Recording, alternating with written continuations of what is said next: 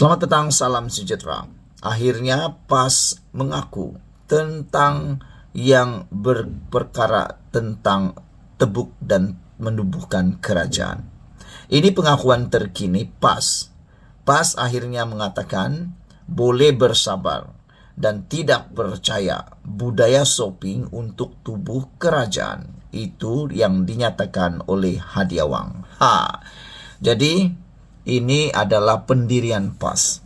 PAS kata mereka boleh sabar, tak perlu dan tak percaya budaya shopping untuk tubuh kerajaan.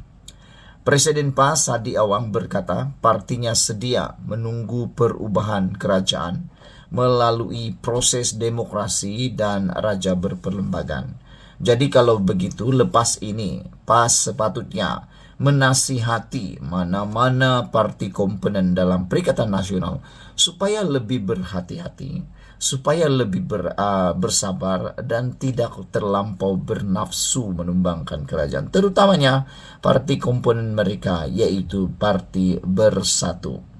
PAS patut memberi nasihat, jangan lagi cuba-cuba buat apa-apa tebuk atap, termasuklah menasihati Sanusi Maknor yang baru-baru ini turut menyatakan bahwa dia tahu bila waktu kerajaan akan tumbang dan dia juga mengatakan ada rancangan langkah Cokit walaupun sudah disanggah oleh seorang pemimpin dalam Perikatan Nasional bahwa itu hanya satu gurauan, tapi perkara itu adalah perkara yang bukan main-main.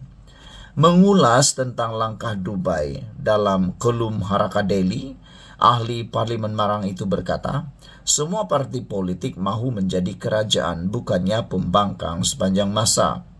Pihak kerajaan pula tetap akan mempertahankan kedudukannya.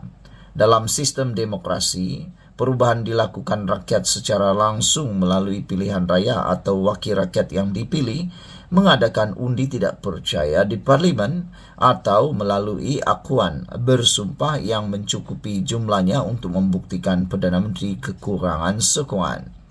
Spekulasi langkah Dubai timbul minggu lalu susulan perbincangan didakwa antara pemimpin pembangkang dan wakil kerajaan tertentu ketika lawatan ke Emiria Arab Bersatu baru-baru ini.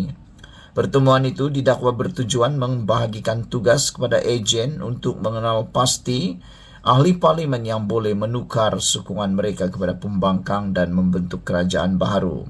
Pemimpin kerajaan termasuk timbalan Perdana Menteri Zahid Hamidi dan Fadila Yusuf menolak langkah Dubai dengan berkata, usaha menggulingkan kerajaan perpaduan membuang masa. Hadi berkata, PAS dan sekutunya dalam Perikatan Nasional tidak percaya kepada budaya shopping sokongan ahli parlimen menggunakan uang atau janji, sebaliknya mengamalkan politik demokrasi sebenar. Katanya, PAS terus bersabar sejak ditubuhkan pada 1951, walaupun hanya dengan satu kerusi dan terus beristiqomah dalam semua keadaan. Bagaimanapun PAS tetap bersedia dan berusaha menunggu perubahan kerajaan melalui proses demokrasi dan raja berperlembagaan, katanya sambil mengkritik kerajaan yang didakwa gagal menunaikan janji dan mentadbir dengan lancar. Namun, beberapa komen daripada netizen mengatakan, mereka kata kerajaan terdahulu sebelum ini adalah lebih gagal kata mereka lagi.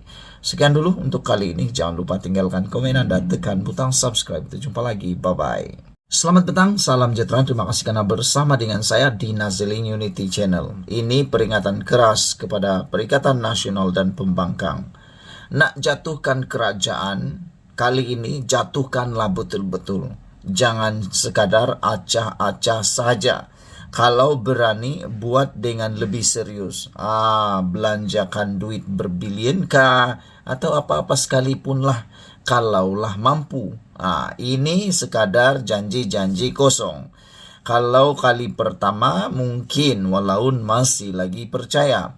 Kali kedua masih percaya. Tapi kalau sudah kali ketiga dan keempat dan seterusnya, saya percaya sesiapapun orang tidak akan percaya lagi janji-janji yang ditabur oleh sesiapapun kalau udah banyak kali tapi tak jadi-jadi lagi. Ini dengan takabur dan berani dan sombongnya. Ada pula pemimpin Perikatan Nasional yang masih mengaku ada lagi langkah demi langkah demi langkah akan dibuat. Bukankah itu satu perkara yang memalukan diri sendiri?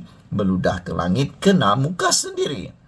Jadi kalau nak jatuhkan kerajaan, jatuhkanlah betul-betul. Cerita mahu menjatuhkan kerajaan nampaknya terus menjadi bualan dan diperkatakan di mana-mana. Di sebalik hayalan, langkah Dubai terbukti telah tersadai di laluan angan-angan. Mentang-mentang untuk berhayal dan berilusi tak perlu bayar sebarang yuran, suka-suka hati pula saja mereka mengoptimumkannya. Kononnya masih ada lagi langkah lain akan digerakkan selepas ini bagi menjatuhkan kerajaan. Kalau Anda masih ingat, beberapa hari yang lepas, Sanusi telah dengan berseloroh atau serius, tak tahu mana satu, dia serius atau tidak, dia cakap-cakap saja atau tidak. Karena kita tahu Sanusi ini suka cakap lepas saja. Dia kata bukan langkah Dubai yang ada, tapi langkah Chowket Road. Tapi saya rasa apapun langkahnya, langkah bulan kah, langkah mayat kah, langkah mati kah, apakah tidak akan ada lagi lah yang berjaya sama sekali. Kononnya masih ada langkah, tapi kita tak percaya lagi. Kadangkala susah juga memikir logik cerita tukar kerajaan ini, kerana jumlah ahli Parlimen Perikatan Nasional yang mewakili blok pembangkang sekarang ini bukannya makin bertambah, tetapi semakin berkurangan. Daripada 74 ahli parlimen yang mereka ada sebelum ini, kini Perikatan Nasional hanya memiliki 69 orang saja lagi, setelah 5 daripadanya mengisytiharkan sokongan terbuka kepada kerajaan Anwar Ibrahim. Kalau daripada 74 tiba-tiba bertambah menjadi 84 atau 90, barangkali bersambung jugalah sel-sel otak untuk menerima logik kerajaan boleh bertukar tangan. Ini tidak. Jumlah mereka makin berkurangan, tetapi nafsu ingin menjatuhkan kerajaan makin meninggi, seolah-olah esok hari pokok pisang hendak ditumbangkan. Ingatkan nafsu lelaki ingin beristri lebih saja yang sentiasa tinggi, walaupun hakikatnya mereka takut bini. Rupa-rupanya nafsu mahu menjatuhkan kerajaan sudah merampas kedudukan di tempat pertama. Menjatuhkan kerajaan pada hakikatnya bukanlah sesuatu kesalahan. Selain melalui pilihan raya, cara lain yang dibenarkan ialah dengan cara menarik sokongan. Cuma ingin diketahui di sini, ingin Anda ketahui dan tolong sebarkan maklumat ini bahwa daripada 153 ahli parlimen yang sedia ada menyokong kerajaan, siapa di antara mereka yang mahu menarik sokongan? Itu persoalan besar yang ingin kita dengar dijawab oleh Perikatan Nasional. Untuk tubuh kerajaan perlu ada sekurang-kurangnya 112 sokongan ahli parlimen. Dengan PN hanya tinggal ada 69 ahli parlimen, bermakna jumlah yang diperlukan untuk menjadikan 112 bagi memungkinkan diwujudkan sebuah kerajaan baru ialah 43 orang. Artinya dalam hal ini, jika ingin menjatuhkan kerajaan, Perikatan Nasional kena menarik 43 daripada 153 ahli parlimen yang sekarang menyokong kerajaan. Cuba congak-congak, bolehkah debat? Kalau betul itu boleh, susah juga nak difikir, kerana Barisan Nasional telah pun membuat akur janji kepada calon-calon pilihan raya, khususnya UMNO, dengan siapa yang tukar sokongan dan didapati bersalah perlu membayar 100 juta ringgit untuk kesalahan tersebut. Kalau ada 30 orang yang meninggalkan sokongan UMNO itu kepada Perikatan Nasional pula, bayangkan 100 juta perlu dibayar untuk seorang. Kalau ada 30 orang, Berapa yang diperlukan? Agak-agak siapa yang sanggup melapor uang sebanyak itu? Nah, itu yang tak logiknya. Coba congak-congak. Benarkah tidak? Sebab itu jika mau menjatuhkan kerajaan, ia bukanlah kerja main-main. Jangan siuk sendiri dan jangan juga memberi harapan palsu kepada para penyokong Anda yang menunggu-nunggu janji demi janji terang bulan yang tak pernah terang-terang. Kalau nak jatuhkan kerajaan, jatuhkanlah betul-betul sehingga ia benar-benar jatuh dan menjadi kenyataan. Kadang-kadang ada seronoknya juga melihat kerajaan jatuh dan bertukar ganti ini. Setidak-tidaknya ada yang kembali kenal rumput di bumi dan tidaklah mereka memanjang mendongak ke langit saja. Jika serius ingin menjatuhkan kerajaan, lihatlah bagaimana UMNO melakukannya kepada Muhyiddin Yassin sebelum ini. Umum tarik sokongan dan Presiden Bersatu itu terus letak jawatan sebagai Perdana Menteri. Buat apa bersembunyi pendirian, duduk macam menyokong kerajaan, tetapi sebenarnya hati ingin menjatuhkan kerajaan. Lagi pula, menarik sokongan bukanlah suatu kesalahan dari segi akta lompat parti, sebagaimana ahli Parlimen Blok Pembangkang juga tidak melakukan kesalahan apabila mengumumkan sokongan kepada kerajaan.